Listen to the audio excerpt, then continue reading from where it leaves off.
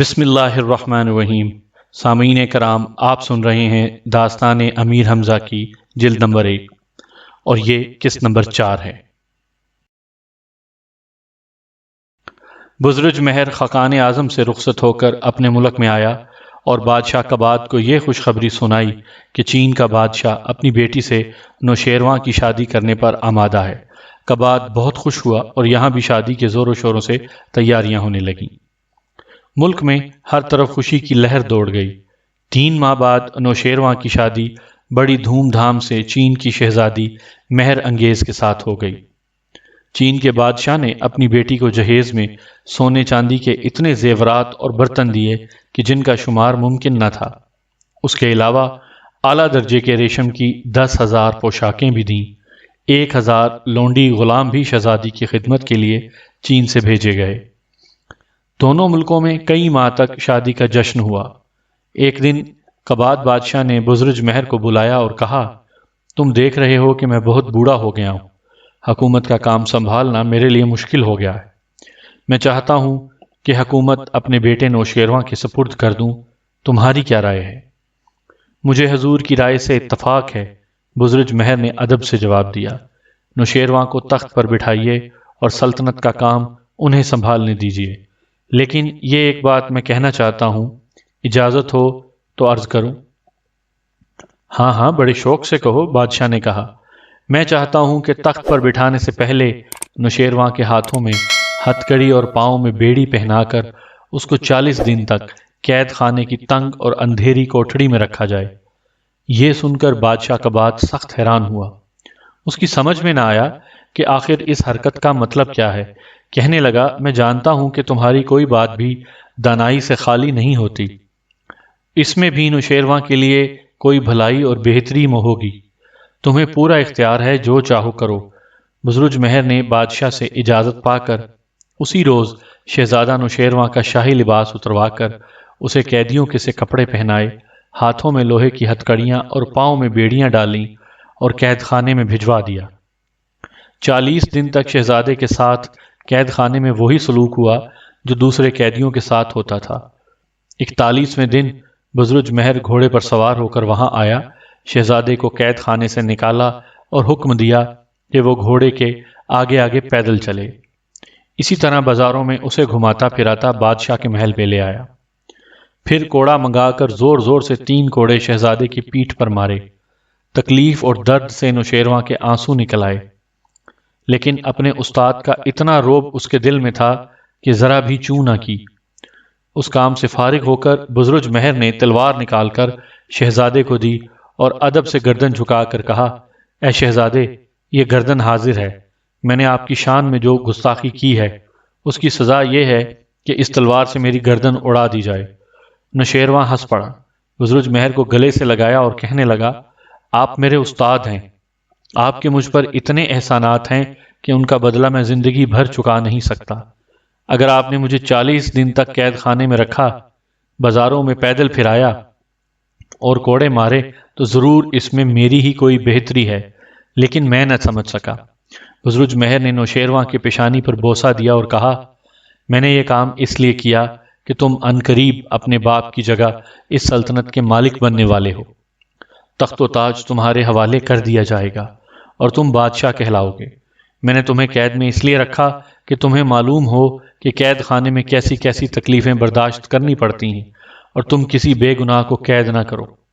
دوسرے یہ کہ جو غلام اور خادم خدمت کریں اور تمہاری سواری کے آگے آگے دوڑیں، ان کی قدر کرو۔ تیسرے یہ کہ کسی کو بے قصور مت مارو۔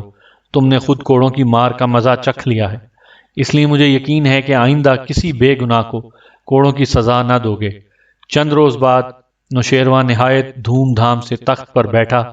بادشاہ کباد نے اپنے ہاتھ سے شاہی تاج اس کے سر پر رکھا اور دعا دی۔ تمام فوجی سرداروں، امیروں اور وزیروں کی نے نظریں پیش کی اور وفاداری کا حلف اٹھایا۔ نوشیروان نے بزرج مہر کو اپنا وزیر اعظم مقرر کیا اور عہد کیا کہ بزرج مہر سے مشورہ کیے بغیر کوئی کام نہ کرے گا۔ بزرج مہر کو اب حبشی غلام بختیار سے کیا ہوا وعدہ یاد آ گیا کہ اگر تمہارے گھر بیٹا پیدا ہوا تو اسے وزیر بنوا دوں گا۔ وہ بختک کو لے آیا اور اسے بھی سفارش کر کے وزیر بنوا دیا۔ جب تک نوشیرواں کا باپ کباد زندہ رہا، نوشیرواں انصاف سے حکومت کرتا رہا۔ رعایا خوشحال تھی، لیکن جو ہی کباد کی آنکھیں بند ہوئیں، نوشیرواں عیش و عشرت میں پڑ کر سلطنت کے کاموں سے غافل ہو گیا۔ ہر طرف رشوت اور ظلم ہونے لگا، سرکاری افسر غریب لوگوں کو پریشان کرنے لگے، چوریاں اور ڈاکے عام ہو گئے۔ بختک وزیر نے نوشیرواں پر کچھ ایسا جادو کر دیا تھا کہ وہ اسی کی بات پر عمل کرتا اور ہر کام میں اسی سے مشورہ لیتا تھا۔ بزرج مہر یہ سب کچھ دیکھتا اور کڑتا۔ کئی بار اس نے نوشیرواں کو سمجھانے کی کوشش کی، لیکن بختک نے اس کی ایک نہ چلنے دی۔ آخر بزرج مہر مایوس ہو کر چپ ہو رہا۔ انہی دنوں ایک بڑا مشہور خونی اور ڈاکو گرفتار کر کے نوشیرواں کے دربار میں لایا گیا۔ بادشاہ نے اس کا مقدمہ سنا اور حکم دیا کہ ڈاکو کی گردن تلوار سے اڑا دی جائے۔ جب جلاد اسے مارنے کے لیے جانے لگے تو ڈاکو نے کہا، حضور میں مرنے کو تیار ہوں، لیکن میرے سینے میں ایک ایسا عجیب علم ہے جو دنیا میں میرے سوا کسی کو معلوم نہیں۔ اگر میں مر گیا تو یہ علم بھی دنیا سے مٹ جائے گا۔ میں چاہتا ہوں کہ مرنے سے پہلے یہ علم کسی کو سکھا دوں۔ نوشیرواں یہ بات سن کر حیران ہوا اور کہنے لگا، بیان کر وہ کون سا علم تیرے پاس ہے جو تمام روئے زمین پر اور کسی کے پاس نہیں؟ جہاں پناہ میں جانوروں کی بولیاں سمجھ لیتا ہوں۔ ڈاکو نے کہا، یہ تو بہت بڑا علم ہے۔ نوشیرواں نے کہا، اور بزرج مہر کو حکم دیا، اس ڈاکو کو اپنے گھر لے جائیے اور جانوروں کی زبان سیکھنے کے بعد اس کی گردن اڑا دیجیے۔ بہت بہتر عالیجا، بزرج مہر نے کہا اور اسے اپنے گھر لے گیا۔ بزرج مہر کے گھر پہنچ کر ڈاکو کہنے لگا، میری شرط یہ ہے کہ 40 روز تک مجھے اچھے اچھے کھانے کھلاؤ، بہترین کپڑے پہناؤ، میری ہر خواہش پوری کرو، اس کے بعد میں تمہیں جانوروں کی زبان سکھاؤں گا۔ بزرج مہر نے اس کی یہ شرط منظور کی اور ڈاکو کی خواہش کے مطابق اس کو 40 روز تک مزیدار کھانے کھلائے اور اچھے اچھے کپڑے پہنائے۔ 41ویں روز بزرج مہر نے اس سے کہا، تیری شرط میں نے پوری کی، اب مجھے جانوروں کی زبان کا علم سکھا۔ یہ سن کر ڈاکو نے کہا لگایا اور بولا، اے بزرج مہر، تو اتنا عقل مند آدمی ہو کر دھوکا کھا گیا۔ کیا کبھی تو نے سنا ہے کہ کوئی انسان جانوروں کی زبان سمجھ سکتا ہو؟ بزرج مہر شرمندہ ہوا اور کہا، اس کا مطلب یہ ہے کہ تو جانوروں کی زبان بالکل نہیں سمجھتا؟ بالکل نہیں۔ پھر تو نے جھوٹ کیوں بولا؟ صرف 40 دن کی زندگی کے لیے؟ ہاں، میں نے سوچا کہ مرنا تو ہے ہی، پھر کیوں نہ خوب کھا پی کر اور اپنے دل کی خواہشیں پوری کرنے کے بعد مروں۔ ڈاکو نے ہنس کر جواب دیا۔ بزرج مہر حیرت سے اس کی طرف تکنے لگا، ایسے آدمی سے اس کا پالا پہلے کبھی نہ پڑا تھا۔ وہ بولا، اگر تو سچے دل سے وعدہ کرے کہ آئندہ کبھی ڈاکا نہیں مارے گا اور نہ خدا کی مخلوق کو ستائے گا تو میں تیری جان بخشی کے لیے تیار ہوں۔ میں وعدہ کرتا ہوں کہ آئندہ سے یہ تمام بری حرکتیں چھوڑ کر محنت مزدوری سے روزی کماؤں گا۔ ڈاکو نے جواب دیا، اچھا، اب تو جہاں چاہے چلا جا، میں تجھے چھوڑتا ہوں۔ ڈاکو بزرج مہر کو دعائیں دیتا ہوا چلا گیا۔ اس واقعے کے چند روز بعد نوشیرواں شکار کھیلنے کے لیے نکلا اور ایک ویرانے کی طرف جا پہنچا۔ اس وقت بادشاہ کے ساتھ بزرج مہر اور بختک کے سوا اور کوئی نہ تھا۔ نوشیرواں اس ویرانے کو دیکھ کر بزرج مہر سے کہنے لگا، کیسی خوفناک جگہ ہے، دور دور تک آدمی نظر نہیں آتا اور نہ کہیں سبزے ہی کا نام و نشان۔ بزرج مہر ابھی جواب دینے نہ پایا تھا کہ الوؤں کا ایک جوڑا کہیں سے اڑتا ہوا آیا اور ایک ایسے درخت پر بیٹھ گیا جس کی کوئی شاخ بھی ہری نہ تھی۔ آدمیوں کو اپنے قریب دیکھ کر الو ہو کرنے لگے۔ نوشیرواں نے پوچھا، کیا تم نے اس ڈاکو سے جانوروں کی زبان سمجھنے کا علم سیکھ لیا تھا؟ جی ہاں حضور، سیکھ لیا تھا۔ بزرج مہر نے کہا، ہمیں بتاؤ کہ یہ الو آپس میں کیا باتیں کر رہے ہیں؟ حضور، یہ آپس میں رشتہ دار ہیں۔ بڑا الو چھوٹے الو سے کہہ رہا ہے کہ اگر تو نے اپنے بیٹے کی شادی میری بیٹی سے کر دے تو میں جہیز میں ایسے ہی 3 ویرانے دوں گا۔ چھوٹا الو کہہ رہا ہے کہ 3 نہیں 10 ویرانے لوں گا، تب شادی کروں گا۔ یہ سن کر بڑا الو بولا کہ گھبراتے کیوں ہو؟ نوشیرواں کی بادشاہی قائم رہی تو 10 کی جگہ 100 ویرانے دوں گا۔ بزرج مہر کے منہ سے یہ باتیں سن کر نوشیرواں کے چہرے کا رنگ اڑ گیا۔ ادھر بختک دل میں خوش ہوا، اس کا خیال تھا کہ اب نوشیرواں بزرج مہر کو ہرگز زندہ نہ چھوڑے گا، کیونکہ اس نے بادشاہ کی شان میں گستاخی کی ہے۔ لیکن نوشیرواں سمجھ گیا کہ استاد بزرج مہر نے اسے الوؤں کی باتیں سمجھانے کے بہانے نصیحت کی ہے کہ اگر میں نے سلطنت کی طرف دھیان نہ دیا تو ایک دن پورا ملک ہی ویرانہ بن جائے گا اس نے آگے بڑھ کر بزرج مہر کو سینے سے لگا لیا اور کہا، استاد بزرج مہر، آپ نے میری آنکھیں کھول دیں، میں اپنا فرض بھول گیا تھا، اب عہد کرتا ہوں کہ آئندہ غفلت نہ کروں گا۔ اس نے بدائن میں آتے ہی اعلان کروا دیا کہ بادشاہ ہر فریادی کی فریاد خود سنا کرے گا اور ظلم کرنے والے کو سزا دے گا۔ اس اعلان کے ساتھ ہی بادشاہ نے عدل و انصاف کے تخت پر بیٹھ کر ایسے ایسے فیصلے کیے کہ لوگ اسے نوشیروان عادل کہہ کر پکارنے لگے۔ چند دن کے اندر اندر ساری برائیاں مٹ گئیں اور لوگ بادشاہ کی جان و مال کو دعائیں دینے لگے۔ کئی برس گزر گئے۔ اس مدت میں بزرج مہر کے گھر میں 2 لڑکے پیدا ہوئے۔ ایک کا نام خواجہ سیاش اور دوسرے کا نام خواجہ دریا دل رکھا گیا۔ نوشیروان کے ہاں 3 بچے ہوئے۔ ان میں 2 لڑکے تھے، ایک لڑکی۔ بڑے لڑکے کا نام شہزادہ ہرمر، چھوٹے کا شہزادے کا نام فرامرز اور شہزادی کا نام مہر نگار رکھا گیا تھا۔ اتفاق کی بات ہے کہ اسی زمانے میں بختک کے گھر میں بھی ایک لڑکا پیدا ہوا۔ بزرج مہر نے اس کا نام بختیار رکھا۔ نوشیروان نے ایک رات بڑا عجیب و غریب خواب دیکھا۔ جب آنکھ کھلی تو یہ خواب اسے اچھی طرح یاد تھا۔ اب وہ اس کی تعبیر جاننے کے لیے بے چین ہوا۔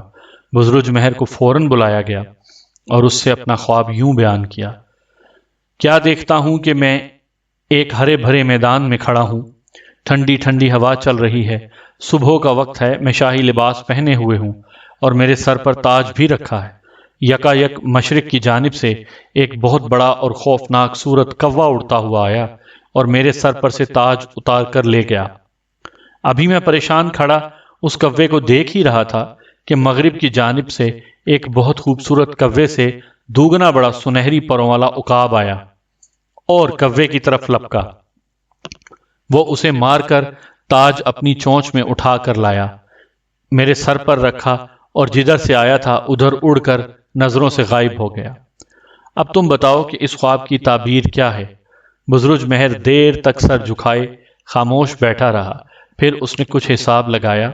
اس کی آنکھوں میں چمک پیدا ہوئی اور چہرہ خوشی سے کھل اٹھا، ہاتھ باندھ کر کہنے لگا، جہاں پناہ آپ نے بڑا مبارک خواب دیکھا ہے، اب اس کی تعبیر عرض کرتا ہوں۔ حضور مشرق کی طرف خیبر نام کا ایک شہر ہے، وہاں ایک شخص پیدا ہوگا جس کا نام ہشام رکھا جائے گا۔ یہ شخص جوان ہو کر بڑی قوت اور نام دری پائے گا اور آہستہ آہستہ ایک طاقتور فوج تیار کر کے ایران پر حملہ کر دے گا۔ اس جنگ میں حضور کی فوج کو شکست کھا جائے گی۔ ہشام آپ کا تخت اور تاج چھین لے گا، لیکن انہی دنوں مغرب کی جانب مکے کے پاک شہر سے امیر حمزہ کے نام کا ایک نوجوان آئے گا۔ اس کی ہشام سے لڑائی ہوگی، وہ اس ظالم کو مار ڈالے گا اور تخت دوبارہ حضور کے حوالے کر دے گا۔ نوشیروان نے جب خواب کی تعبیر کا پہلا حصہ سنا تو سخت گھبرایا، لیکن امیر حمزہ کے آنے، ہشام سے جنگ کر کے اسے ہلاک کر دینے اور تاج و تخت واپس مل جانے کی خوشخبری سنی تو بزرج مہر سے کہنے لگا، خواجہ میں چاہتا ہوں کہ تم جلد سے جلد مکے روانہ ہو جاؤ، وہاں کے سردار خواجہ عبد المطلب سے جا کر ملو۔ ممکن ہے وہ بچہ جس کا نام تم نے امیر حمزہ بتایا اب تک پیدا ہو چکا ہو، اسے تلاش کر کے اس کی ماں باپ کو خوب مال و دولت دینا اور کہنا کہ اس کی پرورش اچھی طرح کریں۔ میں آج ہی سفر کی تیاری کرتا ہوں۔ بزرج مہر نے کہا، خدا نے چاہا تو میں اس بچے کو تلاش کر لوں گا۔ بادشاہ سے رخصت ہو کر بزرج مہر اپنے گھر آیا، سفر کا سامان باندھا، مکے کے امیروں اور دوسرے لوگوں کے لیے قیمتی تحفے بھی ساتھ لیے اور 500 غلاموں اور سپاہیوں کو لے کر مکے کی جانب روانہ ہو گیا۔ یہ قصہ اسلام سے پہلے کا ہے۔ اس وقت ایرانی آگ کی پوجا کرتے تھے اور عرب بتوں کو پوجتے تھے۔ بزرج مہر مکے سے کچھ فاصلے پر رہ گیا تو ایک جگہ رک کر ایک خط مکے کے سردار خواجہ عبد المطلب کے نام لکھا اور اپنے خاص غلام کے ذریعے بھیج دیا۔ اس خط میں لکھا تھا، جناب علی، آپ پر خدا کی سلامتی ہو، میرا نام بزرج مہر ہے اور میں ایران کے بادشاہ نوشیروان عادل کا وزیر اعظم ہوں۔ میں ایران کے لوگوں کی طرح آگ کو اپنا خدا نہیں مانتا، بلکہ اس دین پر ایمان رکھتا ہوں جو حضرت ابراہیم علیہ السلام لائے تھے، اور وہی دین آپ کا بھی ہے۔ اب میری آرزو ہے کہ خانہ کعبہ کی زیارت کروں اور آپ سے ملاقات کی سعادت بھی حاصل ہو۔ اگر اجازت ہو تو شہر میں داخل ہو جاؤں۔ خواجہ عبد المطلب نے بزرج مہر کا خط پڑھا اور بہت خوش ہوئے۔ وہ اس سے پہلے بھی بزرج مہر کا نام سن چکے تھے۔ انہوں نے اسی وقت مکے کے کئی معزز آدمیوں کو ساتھ لیا اور شہر سے باہر آ گئے، جہاں بزرج مہر اور اس کے سپاہی پڑاؤ ڈالے پڑے تھے۔ بزرج مہر اور خواجہ عبد المطلب پرانے دوستوں کی طرح ایک دوسرے سے گلے ملے اور پھر جلوس کی صورت میں مکے کے اندر داخل ہوئے۔ بزرج مہر نے سب سے پہلے خانہ کعبہ کی زیارت کی اور اس کے گرد 7 چکر لگائے۔ پھر خواجہ عبد المطلب اسے اپنے گھر لے گئے اور خوب خاطر کی۔ جب سورج غروب ہوا اور دوسرے لوگ اپنے اپنے گھروں کو چلے گئے تو بزرج مہر خواجہ عبد المطلب سے کہنے لگا، جناب خواجہ صاحب، آپ سے مل کر میں بہت خوش ہوا ہوں۔ آپ نے جیسی محبت کا سلوک کیا ہے اس نے مجھے ہمیشہ ہمیشہ کے لیے آپ کا غلام بنا دیا۔ میں نے عربوں کی مہمان نوازی کے قصے سنے تھے اور ان پر یقین نہ آتا تھا، لیکن اب اپنی آنکھوں سے دیکھ چکا ہوں۔ واقعی جو کچھ سنا تھا سب سچ ہے، آپ کو اس سے بھی بڑھ کر پایا۔ خواجہ عبد المطلب نے کہا، بھائی، آپ کی جگہ کوئی اور شخص ہوتا تب بھی ہم اس کی ایسی ہی عزت کرتے۔ میں آپ کی ہر طرح خدمت کے لیے حاضر ہوں۔ میرے گھر کو اپنا ہی گھر سمجھیے اور جب تک آپ کا جی چاہے یہاں رہیے۔ دیر تک اسی قسم کی باتیں ہوتی رہیں۔ آخر بزرج مہر نے خواجہ عبد المطلب کو نوشیروان کا خواب اور اس کی تعبیر کا قصہ سنایا اور کہا، وہ لڑکا مکے کے کسی گھرانے میں پیدا ہونے والا ہے۔ بادشاہ نے مجھے حکم دیا ہے کہ اس کی پیدائش تک مکے ہی میں رکوں، اور جب وہ پیدا ہو جائے تو اس کا نام امیر حمزہ رکھوں۔ یہ وہ لڑکا ہے جس کا نام ساری دنیا میں مشہور ہوگا۔ بڑے بڑے بادشاہوں کو لڑائی میں شکست دے کر ان سے خراج وصول کرے گا اور اس کی طاقت کے سامنے کوئی پہلوان ٹھہر نہ سکے گا۔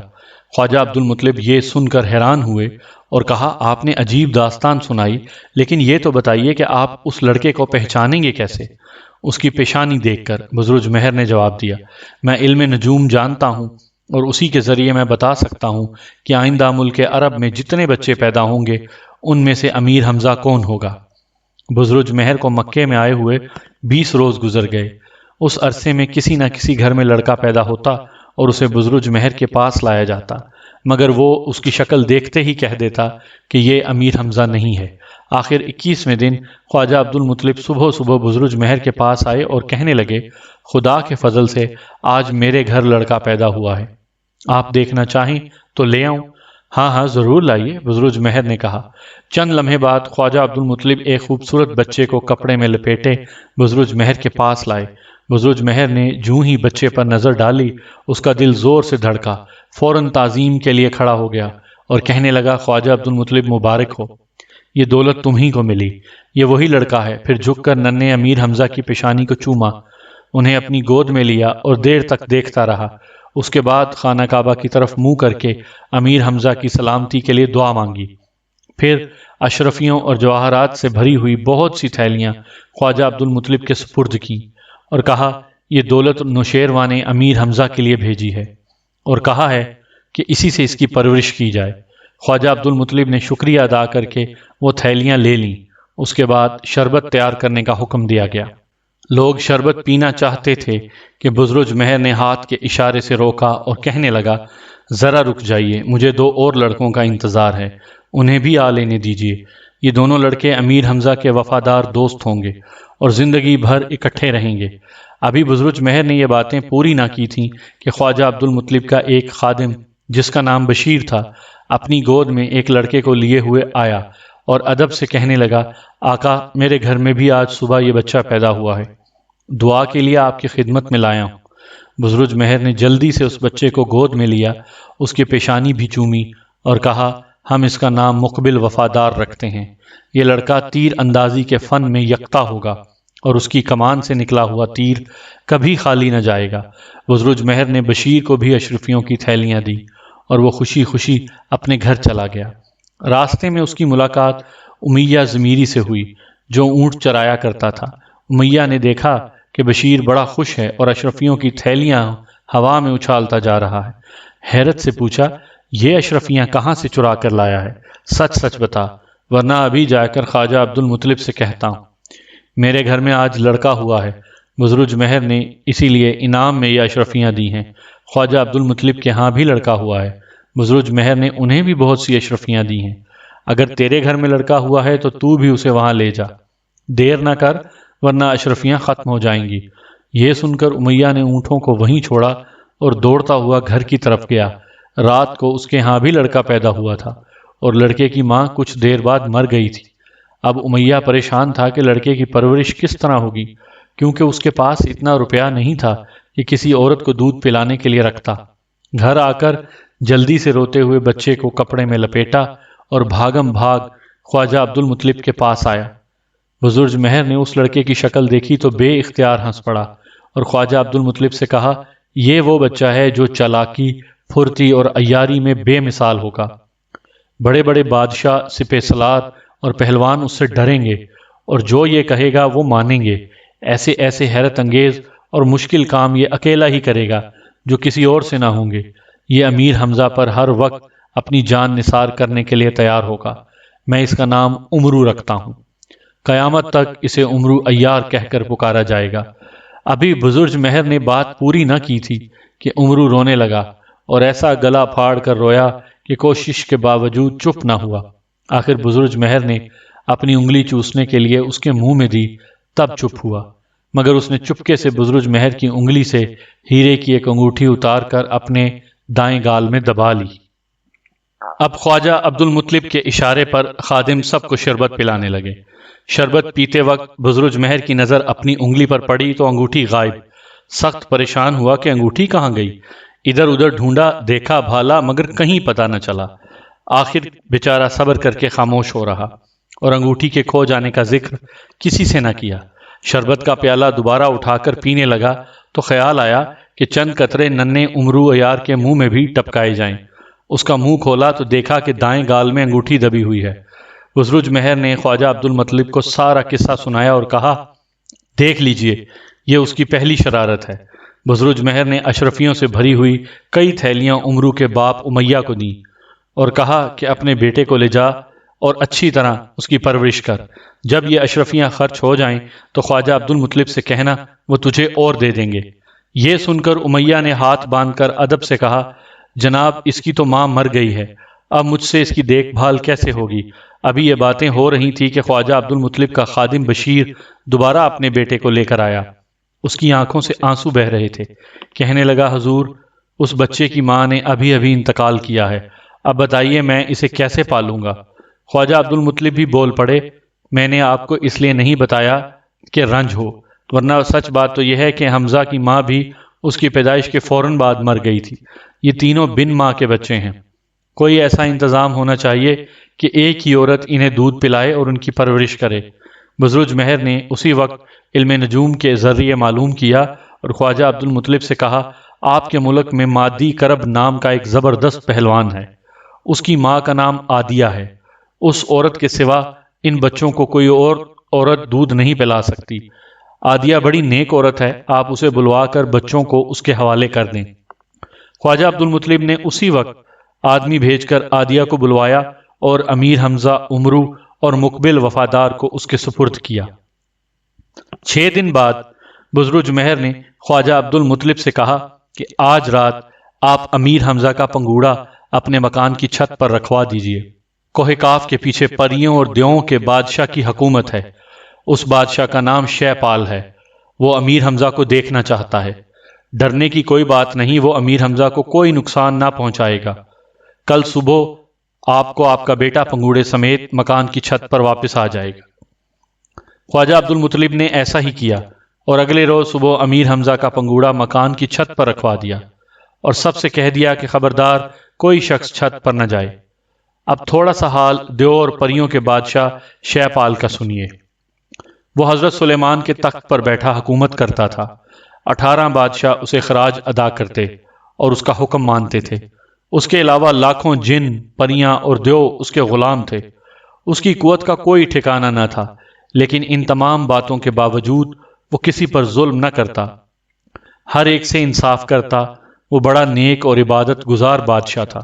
ایک دن بادشاہ شہ پال کے ہاں لڑکی پیدا ہوئی جس کا نام آسمان پری رکھا گیا۔ بادشاہ نے اپنے سب سے بڑے وزیر عبد الرحمن کو طلب کیا اور کہا کہ اس لڑکی کی قسمت کا حال بتاؤ۔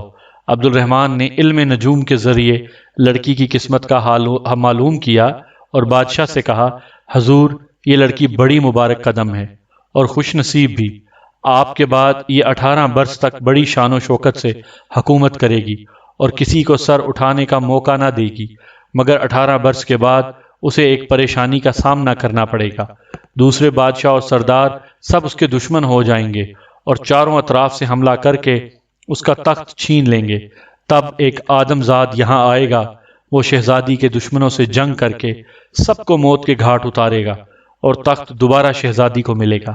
بادشاہ شہپال یہ سن کر خوش ہوا اور عبد الرحمن سے کہنے لگا، اب یہ معلوم کرو کہ وہ آدم زاد پیدا ہوا ہے یا نہیں، اگر پیدا ہوا تو کس ملک میں ہے؟ عبد الرحمن نے دوبارہ حساب لگایا اور خوش ہو کر بولا، جہاں پناہ مبارک ہو، ملک عرب کے ایک شہر میں خواجہ عبد المطلب کے گھر وہ لڑکا پیدا ہو چکا ہے اور ابھی ابھی اس کا پنگوڑا مکان کی چھت پر رکھا گیا ہے۔ بادشاہ نے تالی بجائی، فوراً پریوں کا ایک گروہ حاضر ہوا۔ بادشاہ نے حکم دیا، ابھی ملک عرب کے شہر مکے جاؤ، خواجہ عبد المطلب کے مکان کی چھت پر پنگوڑا رکھا ہوگا، اس میں ایک بچہ لیٹا ہوا ہے، اسے حفاظت سے یہاں لے آؤ۔ پریاں سلام کر کے رخصت ہوئیں اور پلک جھپکتے میں امیر حمزہ کا پنگوڑا بادشاہ شہپال کے سامنے لا کر رکھ دیا۔ بادشاہ نے دیکھا کہ ایک نہایت خوبصورت لڑکا لیٹا انگوٹھا چوس رہا ہے، اسے محبت سے اٹھایا، پیشانی چومی، سلیمانی سرما منگوا کر بچے کی آنکھوں میں لگایا اور کہا، یہ بچہ جوان ہو کر ایسا شہ زور اور بہادر نکلے گا کہ کسی سے خوف نہ کھائے گا بلکہ سب اس سے ڈریں گے۔ عبد الرحمن نے کہا، حضور نے سچ کہا اور اب میرا علم بتاتا ہے کہ اس بچے کی شادی بھی آپ کی بیٹی شہزادی آسمان پری سے ہوگی۔ اب تو بادشاہ شہپال کی خوشی کا کوئی ٹھکانہ نہ رہا، بار بار امیر حمزہ کو سینے سے لگا کر پیار کرتا، حکم دیا کہ ایک نیا پنگوڑا اس بچے کے لیے بنایا جائے۔ وہاں کیا دیر تھی، چند لمحوں میں ایک خوبصورت پنگوڑا آ گیا، اس کے پاؤں زمرد اور پٹیاں یاقوت کی تھیں اور طرح طرح کے سینکڑوں ہیرے جواہرات اس کے چاروں طرف جھالر میں لگائے گئے۔ شہپال نے امیر حمزہ کو اس پنگوڑے میں لٹایا اور بہت سے ہیرے جواہرات ریشم میں لپیٹ کر امیر حمزہ کے سرہانے رکھ دیے۔ اس کے بعد پریوں کو حکم دیا گیا کہ یہ پنگوڑا جہاں سے لایا گیا ہے وہیں لے جا کر رکھ دیا جائے۔ پریوں نے امیر حمزہ کا پنگوڑا دوبارہ ان کے مکان کی چھت پر لے جا کر رکھ دیا۔ دوسرے دن صبح خواجہ عبد المطلب مکان کی چھت پر گئے تو ایک نیا پنگوڑا نظر آیا۔ امیر حمزہ اس میں لیٹے تھے، انہوں نے والد کی صورت دیکھی تو لگے کلکاریاں مارنے۔ خواجہ عبد المطلب پنگوڑے کو دیکھ کر حیران ہوئے لیکن کسی سے کچھ نہ کہا۔ ہاں، بزرج مہر سے ضرور ذکر کیا، اس نے بھی پنگوڑا دیکھا اور کہا کہ یہ کوہکاف کے بادشاہ شہپال نے امیر حمزہ کے لیے بنوایا ہے، آپ اسی میں اپنے بیٹے کو لٹایا کیجیے۔ چند دن بعد بزرج مہر نے خواجہ عبد المطلب سے اجازت لی اور ایران کی طرف روانہ ہوا۔ سامعین کرام، آپ سن رہے تھے داستان امیر حمزہ کی جلد نمبر 1 سے قسط نمبر 4۔ قسط نمبر 5 سننے کے لیے اگلی ویڈیو کا انتظار کیجیے۔ اگر آپ کو میری یہ کاوش پسند آئی ہے تو آپ میرے چینل کہانی گھر کو سبسکرائب کیجیے اور گھنٹی کی علامت کو دبا دیجیے تاکہ آنے والی قسط نمبر 5 فوری طور پر آپ تک پہنچ سکے اور آپ کو انتظار کی زحمت نہ اٹھانی پڑے۔